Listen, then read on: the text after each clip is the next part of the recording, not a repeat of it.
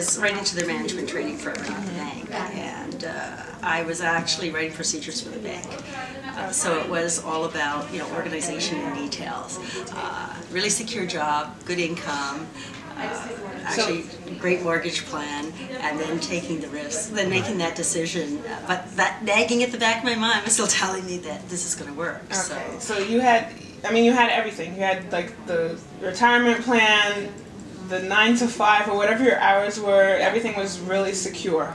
Strong, secure job, paycheck, as normal.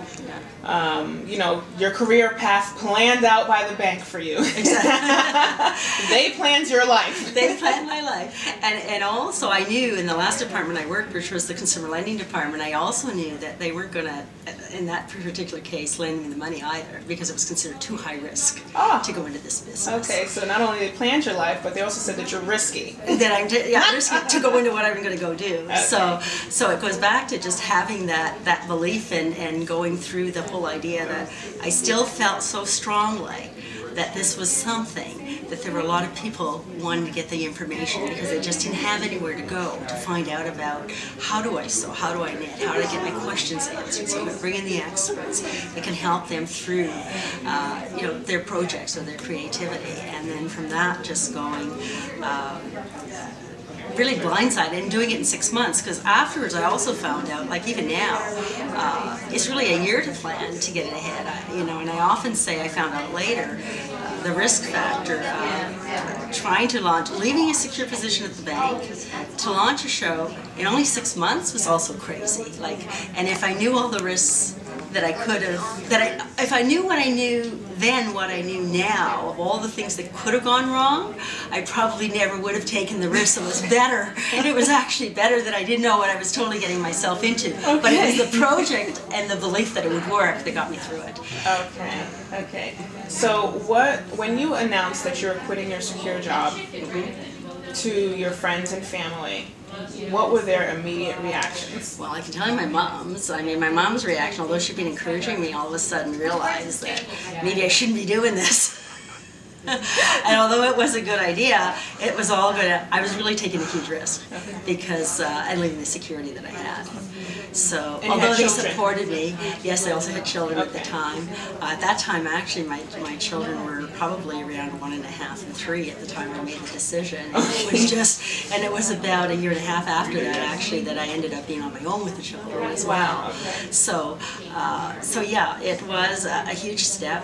We talked earlier, or when we were talking before, we were talking about, you know, then what happened? Well, you know, here I build a show for 6 months.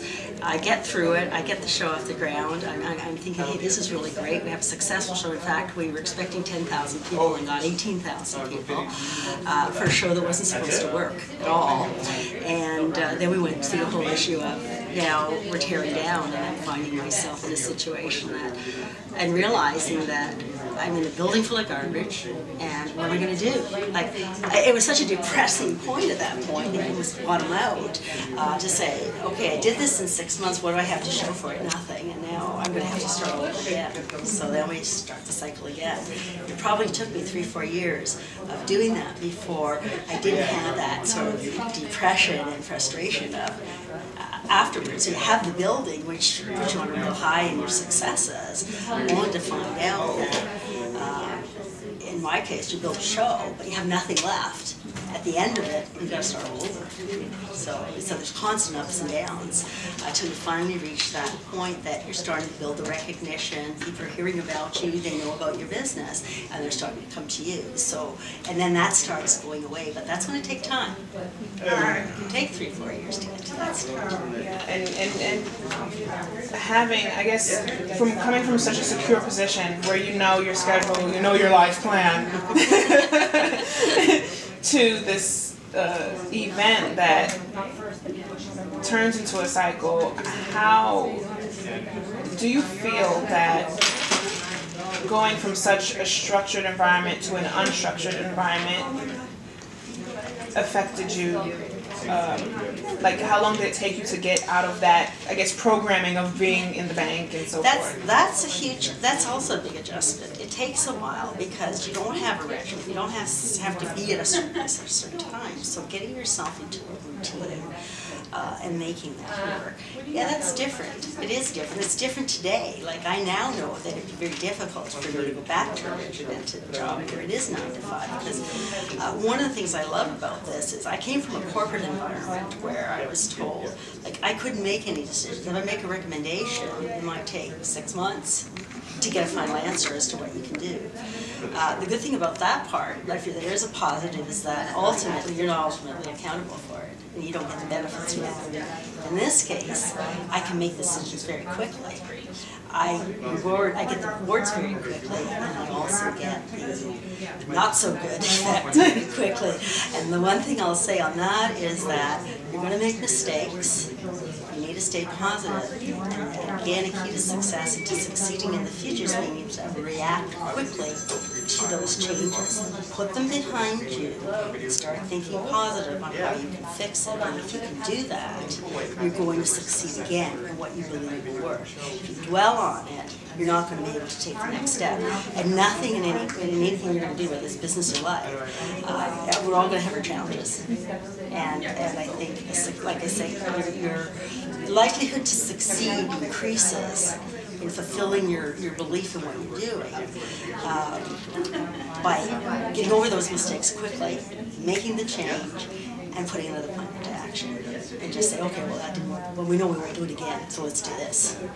I think what you said just now is very important, because a lot of people get over mistakes, but they don't make the change.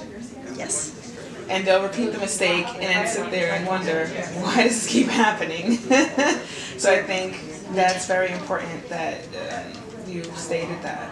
And Natasha, I agree on that. And I mean, even to this day, like I have found that also, I've been doing it for 23 years, the show now, but there's never a guarantee, so you can't become complacent. You still have to come up with new ideas, and you've got to listen to, whether it's in my case, whether it's the people attending, the instructors, the people taking the courses. If you're hearing once a problem, okay, it's not a problem, but if you hear it repeatedly, then you need to pay attention and you need to react to that to be able to make it better. You know, I'm going to go back to the first show. Okay, you do everything you've got to do. You've done your advertising. You're there the week before the show, and this is one of the most terrifying weeks of my life, is saying, I've done everything. Is anybody going to show up? I've just, committed to people. I'm going to put this show on. I really believe in it, but I don't know if there's going to be any people there. So you can imagine my relief when I had, our exhibitors walking into the show and saying, I looked at the building and there was a lineup, there's all these people around, and I'm going, what are they all doing here? And they're saying they're coming to the show. And I mean, there's a little bit of that even to this day, because no matter what you do, there's no guarantee that that success is going to do. So what I'm saying is that you can't stop. Even when you're successful, it doesn't stop. You have to continue working to maintain that success. And you have to listen to the potential problems, react to them, and do something about it. I didn't mention something to you earlier. Right at the point where I was on my own, here's 1990, I'm on my own with 2 children. I had this bright idea at the time that I'd launch a photography show, a similar concept to this here in Toronto. And what I did is I wanted to have a very interactive, hands-on show where people could come in and they could, actually touch the cameras, be shown how to take pictures, how to put them into focus, bring in the video. I made a major problem in my initial research in that. It was right when the video was coming online. We were introducing video cameras, and I wanted to have a photo video show. So my whole concept on the photo video show was that we're going to have this interactive hands-on show. I'm going to do something similar I did for this industry. I did all my research with the Canons, the Nikons, the Sonys, the still cameras, and they said to me that they'd all support it. I had an advisory committee, I had everything going, I had massive booths. I mean, I had booths that were twice the size of my Sony Creativ Festival booths. But I assumed that the videography and the video element would take part because they were new. But I couldn't get them to support the show. So here I had a photo video show with no photography element. at that point I probably had about 60 grand of my personal money invested in it. And I had a critical phase. I either had to spend more money or I had to kill the program. And what I ended up doing is realizing at that point that unless I took that loss and cut it, it was going to bring my success down on my other show. So I don't know if that's in the interest, but it's something just that I was saying as well. So yes, there's ups and downs. And back to the issue that if I know today that if I hadn't made the decision to cut that show at the point that I did, I would not be here today